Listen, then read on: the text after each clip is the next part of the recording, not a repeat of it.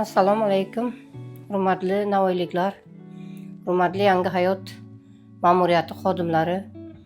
Mana men Nurota shahridan keldim. Bu bilan ikkinchi xonadonni xarid qilib olyapmiz. Bundan 2 yil oldin bitta oldik. Mana bu yil yana Xudo nasib qilgan ekan bizga hamma shart-sharoitlari mavjud holda kvartirani sotib oldik. Bugun rasmiylashtirdik. Endi Xudo xolisa to'ylarga, nimalarga, yaxshi kunlarga ishlatamiz degan umiddamiz. Yangi hayot uylarining qulayliklari menga juda ham yoqdi.